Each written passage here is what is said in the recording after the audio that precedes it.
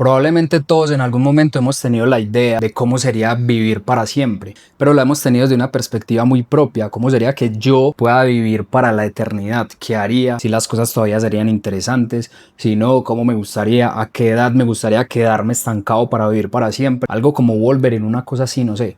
Pero resulta que este libro, que me lo leí hace poco y se los quiero recomendar, Las intermitencias de la muerte, de José Saramago, precisamente aborda una realidad en la que la muerte se tomó un descanso. Y hoy se los quiero recomendar porque me pareció un libro muy bacano, un libro muy bonito. El único detalle es que tal vez el final no me pareció la cosa más espectacular para esta obra en específico, pero sin embargo se las quiero recomendar. El libro, desde mi perspectiva, tiene dos partes. La primera de ellas narra precisamente cómo la muerte de repente, en un país muy específico, no en todo el mundo, sino en un país muy puntual, decide de la nada que nadie más se va a morir.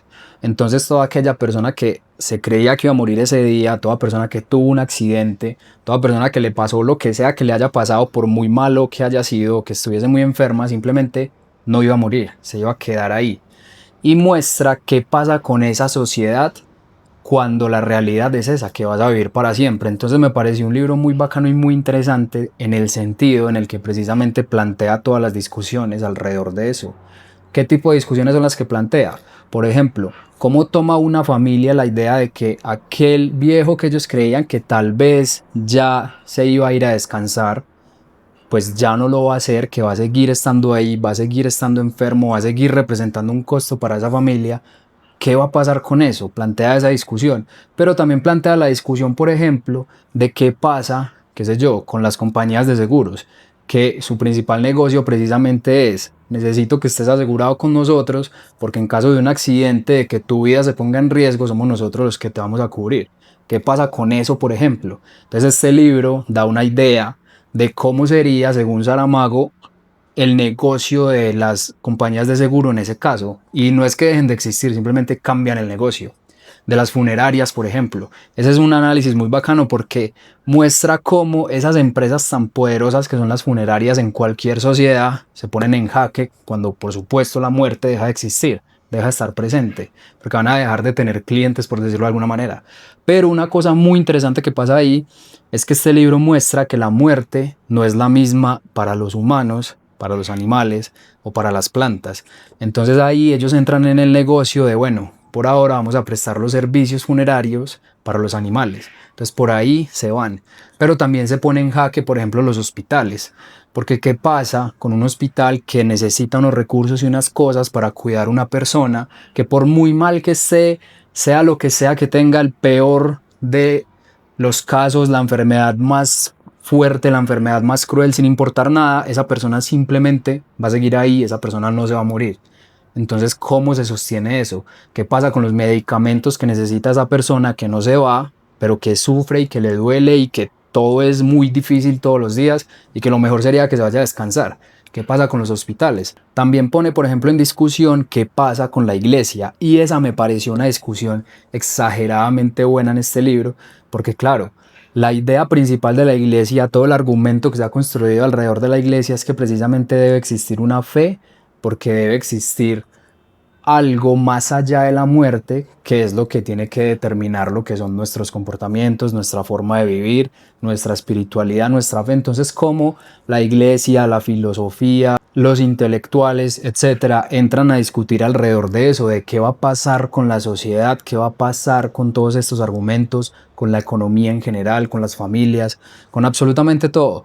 Y es algo que me parece impresionante de este libro, el cómo detalla cómo reacciona la sociedad a eso, los políticos, las familias. De hecho, se crea una mafia en este libro porque, como la muerte lo que hace es tomarse un descanso en un país en específico, puede que la solución sea llevar a las personas hacia la frontera, hacia otro país, y tal vez allá logren descansar porque allá la muerte no se ha ido a descansar. Puede que eso sea la solución. Entonces, alrededor de esa idea se genera toda una mafia que, pues nada, lo que hace es que de forma ilegal lleva a las personas hacia allá. Entonces, eso es muy bacano. Pero es solo la primera parte del libro, porque la segunda parte del libro, o lo que para mí es la segunda parte del libro, precisamente lo que hace es mostrar qué fue lo que pasó con la muerte. Entonces, en la segunda parte del libro nos vamos adentrando poco a poco en cómo funciona la muerte, que es muy bacano porque, entre otras cosas, es un trabajo más simplemente hay un trabajo que es ser la muerte. Hay muerte de personas, muerte de animales, muerte de plantas, muerte de muertes. Es una cosa espectacular, solo faltó que hubiese un sindicato de muertes, pero es increíble. Y eso me llamó mucho la atención, porque además pasamos a conocer qué fue lo que llevó a la muerte a que parara.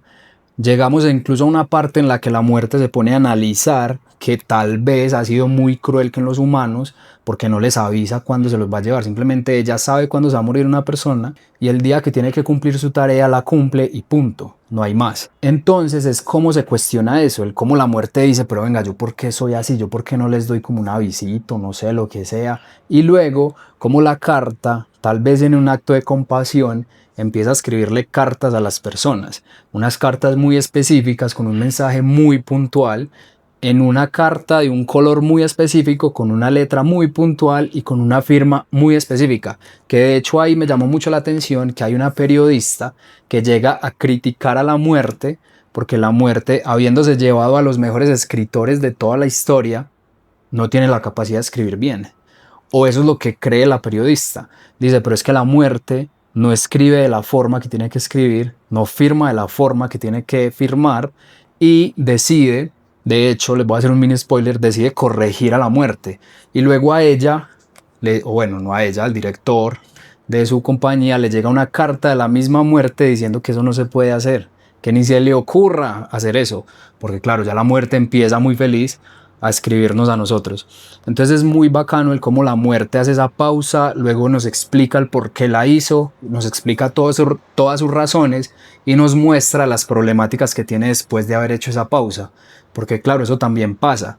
Y es que dado que la muerte hizo esa pausa, tuvo problemas, tuvo inconvenientes y esos inconvenientes son los que llevan precisamente al final del libro, donde tal vez uno como lector llega a compadecerse un poco de la muerte porque entiende cómo la muerte está cayendo en una especie de desespero, de problemática, de que por mucho que quiera ser muy eficiente ya no puede hacer las cosas como las hacía unos meses antes, cuando pues trabajaba normal, su trabajo de toda la vida, sino que ahora tiene nuevas complicaciones. Y una complicación muy específica de esas complicaciones que tiene es la que lleva a la parte final del libro, donde de nuevo uno como lector tal vez siente un poco de piedad, o no de piedad, eso está mal dicho, uno se humaniza junto con la muerte al final del libro y entiende que la muerte, por muy muerte que sea, también puede sentir.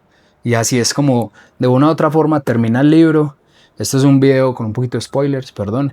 Y bueno, nada, simplemente les quería hacer este video para recomendar este libro porque me pareció muy bueno, me pareció una lectura muy bonita. Al final, para mí, no fue un 10 de 10, tal vez pudo haber un final mucho mejor que este. Es un final, ¿qué calificación le pondría yo?